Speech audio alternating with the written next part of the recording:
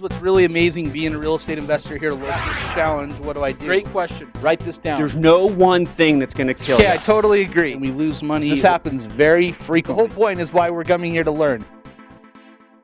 Here's what's really amazing being a real estate investor here locally is I get to learn from your guys' mistakes.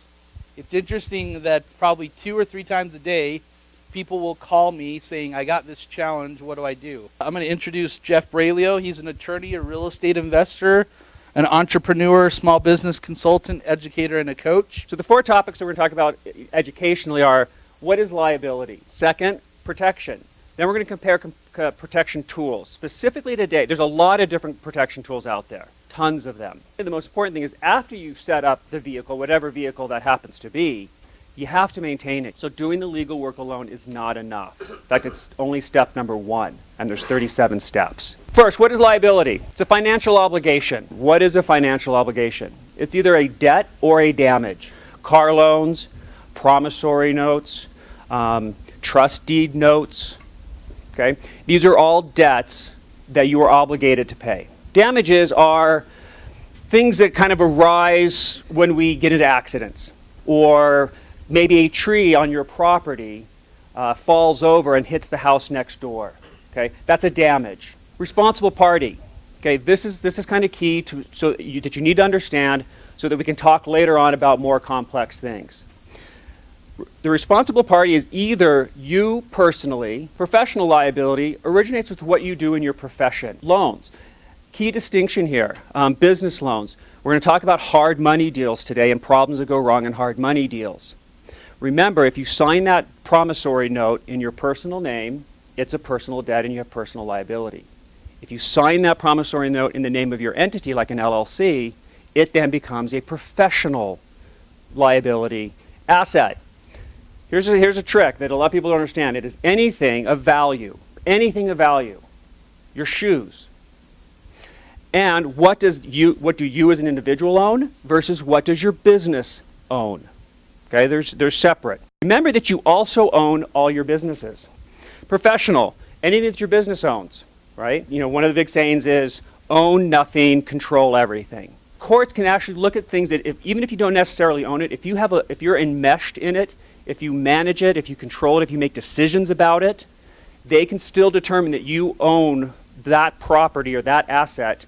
You've just jumped in the liability ring because you're now taking control of things that you don't want to control in the first place. That comes up in situations with joint ventures and partnerships and how you structure the deal. Finally, professional liability. If you are your business, or if your business isn't maintained properly, then your business liability, your professional liability can then become personal. The first step really is separate out your personal life from your professional life and create a barrier between the two. If you were my client, I would say, okay, tomorrow you go open up a business email account. Protecting your assets when partnering in real estate.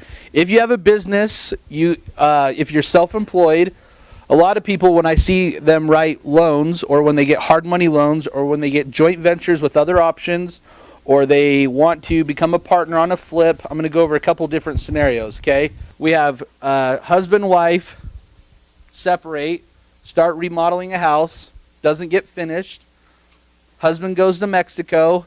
Tom Stout was nice, lent them money, doesn't have a secured deed of trust or loan. Hard money lender has to foreclose or do a deed in lieu of foreclosure.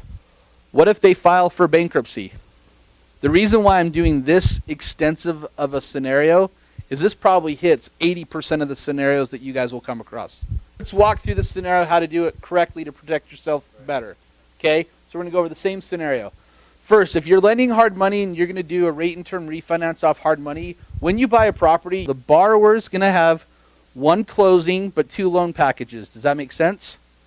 So you're going to close on a first and you're going to close on the second, just like back in the day when you did 80-20s or 80-10-10s. Both are secured. They refinance, pay off both the first and second mortgage, and then you go on your merry way, and that's a great way to have multiple people involved with real estate. One other caveat with this example, it ensures the first lender that they can take the property back. Here's what's really amazing being a real estate investor here. Look, this challenge, what do I do? Great question. Write this down. There's no one thing that's going to kill you. Yeah, I totally agree. We lose money. This happens very frequently. The whole point is why we're coming here to learn.